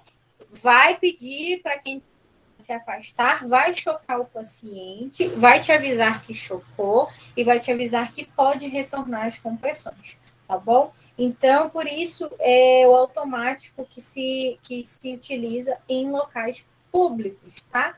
E a desfibrilação precoce, ela vai ser o único tratamento para a parada cardiorrespiratória quando o paciente ele está em fibrilação ventricular, tá? Ou taquicardia ventricular sem pulso, como eu falei lá atrás, a espiasistolia não choca, tá? Porque pode prejudicar o paciente. Não é indicado, então não faz, tá? Agora, nesse caso aqui, nesses 2 ritmos, quanto mais a desfibrilação for precoce, você tiver o aparelho nível, é melhor para o tratamento, tá? Do paciente que está em quadro de PCR, ok? O manual, lembrando, é somente para manuseio médico, tá? O DEA aí, ó, é equipamento portátil, você consegue carregar ele para qualquer lugar, tá? Ele é capaz de interpretar o ritmo cardíaco do seu paciente. Por isso que ele vai te dizer se é chocável ou não, tá? Vai selecionar aí o nível de energia, vai carregar automaticamente, tá? Cabendo apenas pressionar o botão de choque indicado. Aqui a gente ainda está se referindo de um semi-automático, tá? Porque o automático ele já faz o serviço completo. Assim que o DEA estiver disponível, se você estiver sozinho, você vai fazer o quê? Parar a RCP, tá? Depois que você finalizou um ciclo, vai conectar o aparelho, tá? Nesse paciente para desfibrilar. Se houver mais de um socorrista, enquanto um vai fazer as o outro vai manusear o DEA, tá? E nesse caso só será interrompida quando o DEA emitir uma frase, que analisando o ritmo cardíaco, não toque no paciente. Então, quando falar que não é para tocar, você vai se afastar da vítima e ele vai chocar, tá? Ou então ele vai utilizar a seguinte frase: choque recomendado, carregando, afaste a vítima, tá? E aí você vai remover o excesso de pelos da região, tá? Porque isso atrapalha quando você vai colar as pás. Bom? E aqui, pessoal, tem uma foto mais ou menos de como você vai colar, tá? Depois procurem na internet qual é a posição anatômica, tá? Porque aqui, ó, nós temos a posição anterolateral, tá? E vai ficar na região aí infraclavicular, ó, infraclavicular, tá? Nós temos um clavículo aqui, né? Abaixo dela, infraclavicular à direita, ok? E a outra vai ser na região precordial, tá? Um pouco aqui, ó, abaixo do peito, tá? Do mamilo. Então, olha aqui a posição. Ó, aqui tá dando para ver. Infraclavicular, né? Clavícula do paciente aqui. E a outra na região precordial. O mamilo tá aqui, do mamilo, bem para sua região à esquerda ainda, tá bom? Do lado esquerdo, vai colocar as duas pás, tá? A máquina vai ver ali que tá a colocação correta, tem indicador de choque, ela vai pedir para você se afastar do paciente, porque vai chocar, tá? Ela vai emitir ali a corrente elétrica, então você tem que se afastar, ok? Após a desfibrilação, a RCP ela deve ser iniciada novamente, tá? É imediato. Terminou de tocar, inicia novamente a RCP, tá? E a cada 2 minutos o DEA vai analisar o ritmo novamente. Você está iniciando aqui, ó, ela não vai chocar antes de te falar, tá? Então não tem perigo fazer a RCP com as pás coladas no paciente, porque ela não choca sem te avisar que é para afastar do paciente, tá ok? Aí, depois de 2 minutos, ela vai analisar o ritmo desse paciente novamente. Se ele ainda for um ritmo chocável, ela vai iniciar, tá? Ela vai em outro choque. Se não for necessário, ela vai te falar também que não vai te emitir mensagem nenhuma. E vai continuar a RCP e ventilação. Ok? Indicar o choque, vai reiniciar a RCP imediatamente, tá? Caso a vítima não retome a consciência, tá? Se a vítima retomar a consciência, o aparelho, as pás, não é para ser desligado dela, tá bom? É para deixar, porque se caso ela novamente em parada, o DEA, ele vai aí novamente indicar aquele ritmo é chocável ou não, tá? E aí não deve ser removida, tá? Ou desconectada até o serviço médico de emergência chegar e assumir o caso ali do paciente, ok? Aqui, pessoal, posição de recuperação, tá? Quando não houver suspeita de trauma na vítima, ok? Você pode manusear, tá? Sendo que lá atrás, deixa eu pegar aqui de novo, a gente tem uma diferença quando a gente fala, né? Que é uma vítima de trauma, não foi? Cadê?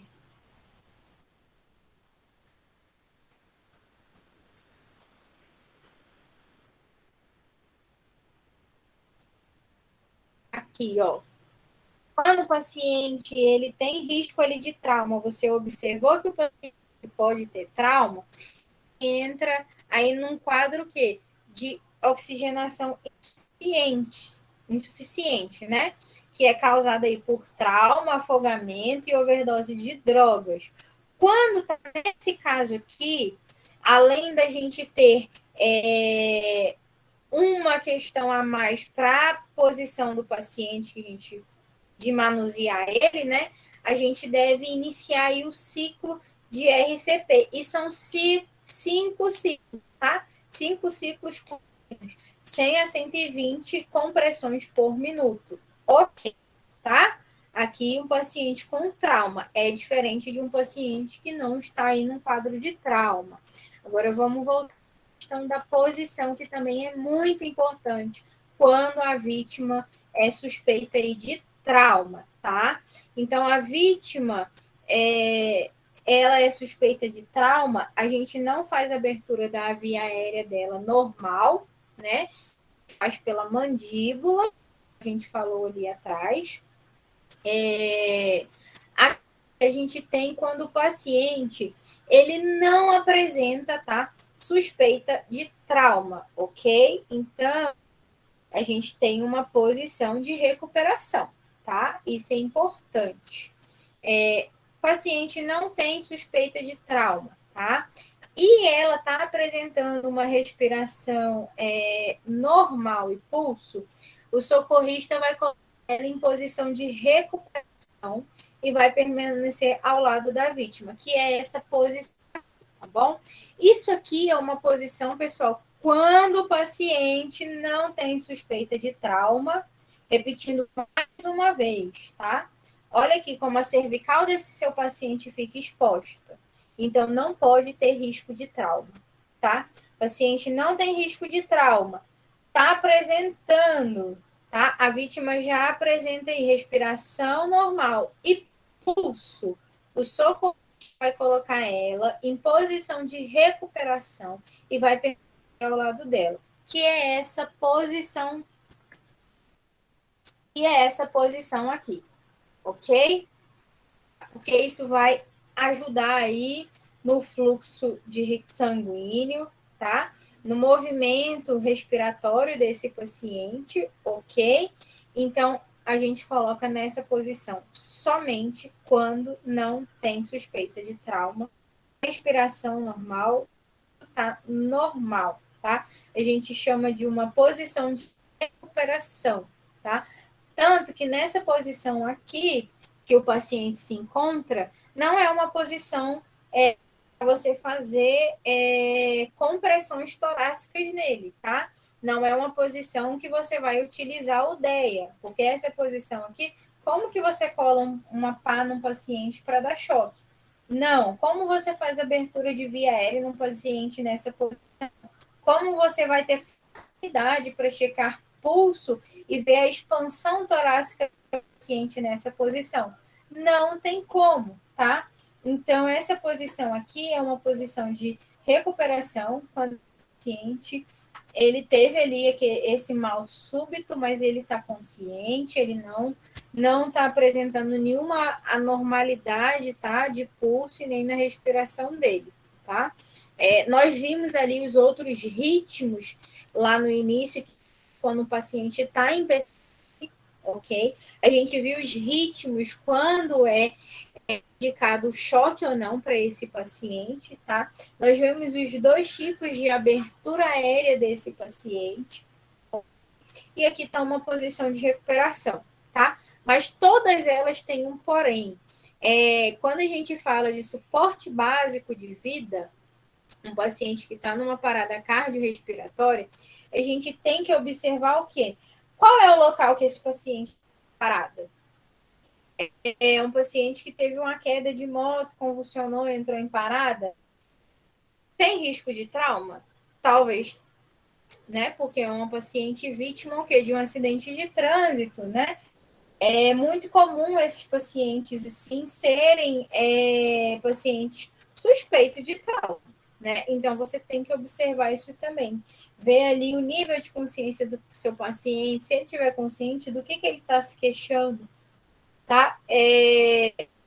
A gente tem o paciente, ele está só em parada respiratória e o pulso dele está normal, igual a gente falou lá atrás, né? Então, aí você só vai fazer a ventilação, não a RCP, tá? As compressões. O pulso parou também, não está tendo pulso ali palpável, ou então pulso muito fino, pressão muito baixa, inicia a RCP. Então, a gente tem uns poréns, tá? A paciente entrou na cardiorrespiratória com uma overdose. Ou então é uma vítima de afogamento, é uma vítima de trauma, tá? tem que iniciar os 5 ciclos ali seguidos, tá? Depois desses 5 ciclos, você pega, tá? Para o serviço médico de emergência. Se você estiver sozinho. Se não estiver sozinho, outra pessoa liga enquanto um inicia esses 5 ciclos. Então, a gente tem poréns, tá? A gente tem ritmos chocáveis e não chocáveis. Temos pacientes em parada cardiorrespiratória por um mal súbito, tá? Ou um problema elétrico primário, tá? Ou então por um problema ali isquêmico, né? Então, tudo isso a gente vai observar, porque para cada caso nós temos aí manobras indicadas, tá? Não é uma manobra para todos os casos de PCR, não. A gente tem que observar primeiro o porquê esse paciente em PCR, tá? O porquê ele entrar em PCR vai dizer para a gente qual a conduta adotar com ele, tá bom? Então, isso é muito importante a gente observar, tá? Nossa aula finaliza aqui. Tá? Alguém tem alguma dúvida? Quer acrescentar alguma coisa? Que é esse o momento para a gente estar esclarecendo.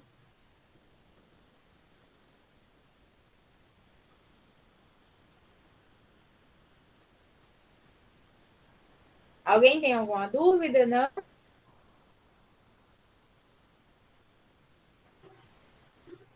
Sim. Essa matéria ela é bastante coisa, né? Cada caso é um caso, igual eu falei.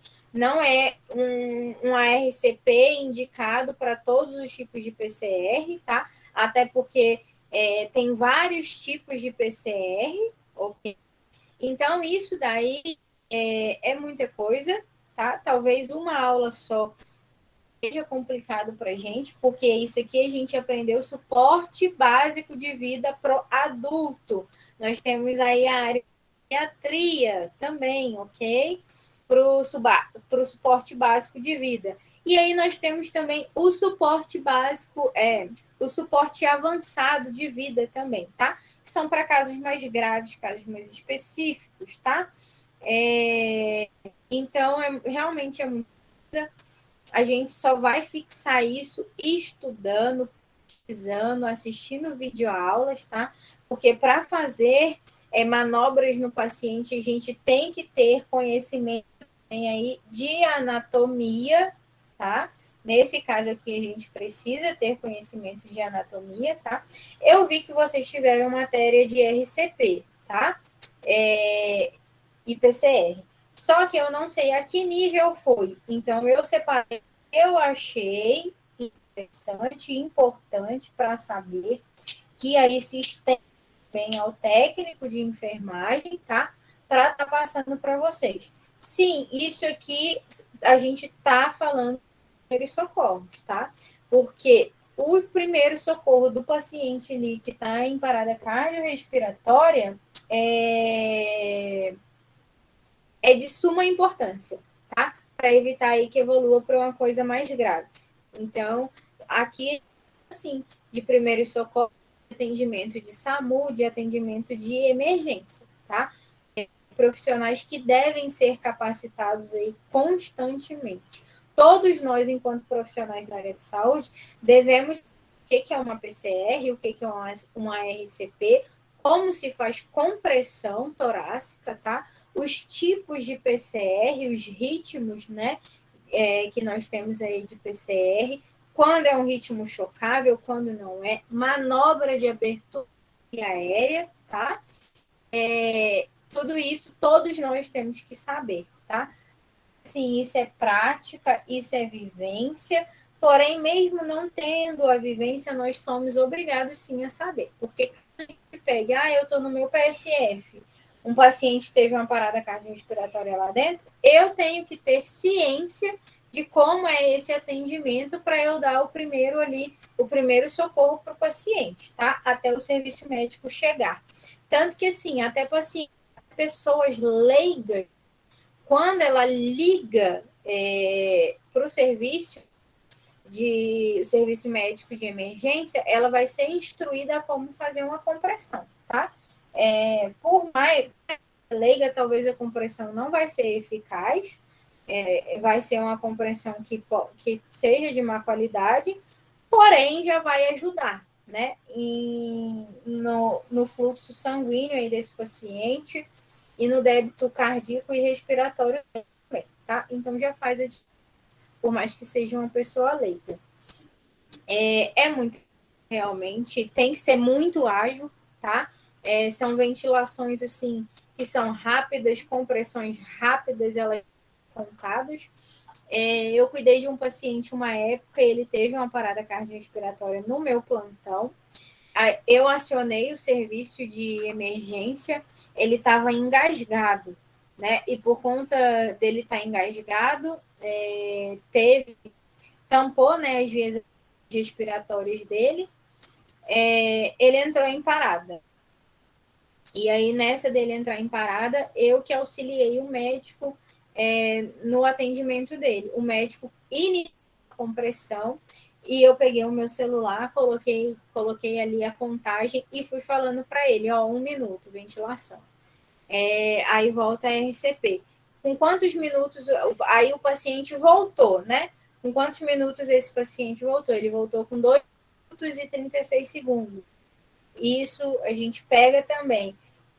Colocou, o paciente voltou, está com pulso fraco, correndo o risco de ter novamente uma PCR. Pegou esse paciente rápido, enfiou ele na ambulância, levou para o hospital. Era para aplicar adrenalina nele, não deram conta de pegar adrenalina para aplicar. Então, ambulância, hospital urgente. Dentro da ambulância, o paciente teve mais uma parada. Iniciamos mais uma manobra de RCP. Então, é tudo muito rápido. A adrenalina vai lá em cima. Tá? Então, a gente precisa saber como fazer, tá bom? É realmente uma experiência e tanto... muitas das vezes não é uma experiência agradável, principalmente quando o paciente foi para óbito. Esse meu paciente ele já estava bem debilitado, e olha como foi uma deteriorização clínica desse meu paciente. Ele era um paciente com fratura de fêmur, idoso, não podia operar, estava em uso de oxigênio, porque já tinha comprometimento pulmonar, tá? Ele entrou num quadro de pneumonia que deixou sequela, então já estava em uso de oxigênio, era um paciente que estava precisando de aspiração e não estava conseguindo atendimento, então entrou num quadro de parada, porque nessa dele precisar de aspiração e não ser aspirado, ele começou a tamponar a via aérea, né? E aí, durante ali o café da manhã, ele tampou literalmente as vias aéreas dele, ele foi engasgar. E aí foi um paciente que evoluiu para PCR, né? Infelizmente, um paciente que evoluiu para óbito, porque sim, ele já estava bem debilitado também. Acaba que a gente vê, a gente também descansou. Porque o quadro dele, se ele voltasse, ele ia voltar com algumas sequelas, tá? Ou talvez, se ele voltasse, teria que ser entubado, isso já era fato, né? E aí ia ser entubado, acaba a gente prolonga o sofrimento, né? Mas isso é lei, é protocolo nosso. Se tem a chance de recuperar o paciente, se o indicado para o paciente é esse tipo de procedimento, a gente tem que fazer, é obrigação nossa. Iniciamos PCR, foi feita a PCR do jeito correto, infelizmente o paciente evoluiu para óbito. Por isso, a vigilância, a monitoração de paciente é super importante. Tá? Ele era um paciente lá, estava sendo cuidado dentro de casa, mas ele já tinha sido atendido no hospital e o médico já tinha avisado que o quadro dele não iria ter melhora, né? Iria piorando e corria o risco de evoluir, né, para parada cardiorrespiratória. Dito e feito, assim aconteceu, né? Mas mesmo assim, todo o procedimento, né, todo o suporte básico de vida para esse paciente, ele foi realizado ali da forma correta, né? Mas quando o paciente entra numa PCR, ele já entra aí com risco de evoluir para óbito, né? A gente já faz a manobra sabendo que tem esse risco, tá? Bom, pessoal, a nossa aula de hoje foi essa, tá? Espero que vocês tenham gostado. Qualquer dúvida, eu estou à disposição da turma, tá? Foi disponibilizado um exercício para vocês referente à primeira aula e à segunda, depois que nós retomamos novamente a disciplina, tá? A aula passada e a aula de hoje eu vou fazer outro exercício para disponibilizar para vocês, tá bom? Eu conversei com Josélia sobre um cronograma para vocês, porque eu tenho a ementa da disciplina, tá? E eu avaliei o que a outra faculdade, que está em parceria com a Galileu, deu de conteúdo para vocês de urgência e emergência, tá? Dentro dessa, tá faltando alguns conteúdos, tá? E PCR deu, né? Na verdade, lá não estava PCR, estava RCP. E como eu sei que é muita coisa e tal, eu ainda peguei PCR para dar para vocês, tá bom? Para a gente frisar, que é uma disciplina muito complexa, tá? Ela é grande, então eu peguei para frisar com vocês e vou dividir ela, tá? É atendimento para adulto e atendimento para criança, atendimento pediátrico. Então, hoje falamos do adulto, o próximo pediátrico, tá? Faltando, que ainda não foi falado, eu separei aí uns 7 temas, tá? Eu já tenho 3 aulas prontas e tenho mais outros 4 temas que é interessante para falar com vocês, que está dentro de urgência e emergência e vocês precisam ter noção, tá? Que é o quê? Paciente agonizante, tá? Sinais e sintomas de paciente agonizante, controle, noções de controle, tá?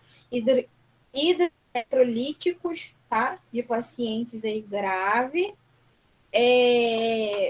pacientes que estão em choque, tá? Nós temos vários tipos de choque, vários problemas que o paciente pode entrar em choque, é bem amplo também, tá? Então, eu separei essa também e separei um outro que foi envenenamento, tá? E picadas de animais peçonhentos, que são atendimentos de urgência e emergência, para estar falando, ok? E choque e picadas de animais, envenenamento, né? De animais peçonhentos e envenenamentos, acaba que são 2 temas que eu posso falar dentro de um, tá? Porque acaba que um vai estar relacionado a outro, tá? Dependendo do tipo de envenenamento, de animais peçonhentos, ele vai evoluir para choque, né? Então, são temas que a gente pode falar dentro de um. Então, eu falei com Josélia que creio eu que dentro de 7 aulas aí a 10 aulas, a gente finaliza, tá? Eu dou 2 tempos a cada aula para vocês, tá? Se a gente for pegar 7 aulas, a gente não termina esse mês. Tentando pensar no melhor jeito de acelerar para vocês esse término de disciplina, né? Finalizar a disciplina, eu pensei, tá, em tentar. Não vai ser toda semana, porque infelizmente a minha rotina eu não tenho disponibilidade de ser toda semana, mas eu me comprometi com ela que na maioria delas eu vou estar me esforçando para quê? Durante uma semana dar 3 tempos de aula, tá? O que seria isso? Uma aula eu vou dar 2 tempos e um outro dia da semana eu darei um tempo, tá? Porque é igual hoje, nós demos 2 tempos. Quando 7 horas ou 7h30, a gente termina muito tarde se for dar 3 tempos. Mas se quiser que dessa forma, finalizar as aulas ali 10 e pouca, eu ainda estou à disposição. Se não, eu falei com ela que seria bom a gente dar 2 dias de aula, tá? Um dia na semana, quarta ou quinta, ou terça ou quarta, a gente dava aí 2 tempos, tá? Na quinta-feira ou sexta-feira, a gente dava mais um tempo. tá? Então, 2 dias na semana para a gente ter aula e a gente tentar finalizar mais rápido, tá? Até a segunda semana do mês de novembro, a gente finalizar essa disciplina, tá? Então, eu quero a opinião de vocês, tá? Vocês vão encaminhar isso no grupo de vocês. O que vocês acham melhor? 2 aulas durante a semana, vocês para a gente finalizar mais rápido a disciplina? Se vocês toparem, eu vou me organizar, tá? Para dar 2 tempos de aula. Até porque quando vocês tinham mais disciplinas, vocês tinham uma aula durante a semana. Então, para gente agilizar, terminar mais rápido a disciplina, porque a gente tem alguns temas interessantes que não podem ser deixados, né, para lá, da gente finalizar sem ele. Vocês têm que ter noção deles, sim, tá? A gente dá 2 aulas por semana, tá? Ou 3 tempos em um dia só. Creio eu que vocês ainda viram que seja 2 aulas por semana, tá? Então, no grupo, entra a turma aí num consenso, tá bom? Para a gente agilizar. Se for uma aula de 2 tempos por semana, a gente termina aí final de novembro, de dezembro, tá? Então, foi um meio que a gente conversou para tentar facilitar a vida de vocês e terminar mais rápido essa disciplina, ok? Aí vocês vão encaminhar para ela, porque Josélia vai estar contando o que ficou decidido, o que ficou acordado aí com a turma. Para terminar ali início de dezembro, início de novembro, segunda semana de novembro, a gente vai precisar de mais um dia de aula, tá bom? E precisa ser definido a final dessa semana para eu me organizar para a semana que vem dar 2 dias, porque em cima da hora também eu não consigo me organizar. E aí na semana que vem a gente dá 2 tempos, né? Aí a gente está no início do mês ainda, então dá para a gente fazer uma organização bacana, ok?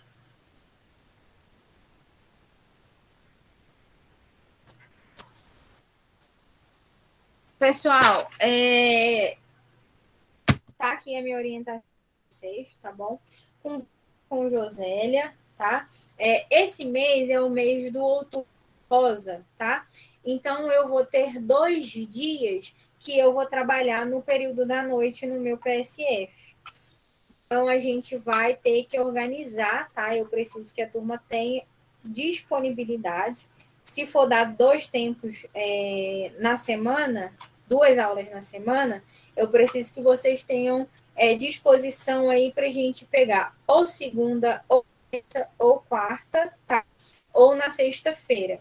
Porque uma quinta-feira já é certo eu trabalhar à noite. Aí, o outro dia, a gente está vendo se vai ser na quarta ou na sexta, minha agenda de PF, tá? Então, eu preciso que você tenha disponibilidade nesses 3 dias da semana que eu falei com vocês. Segunda, terça ou quarta, tá? E na sexta-feira.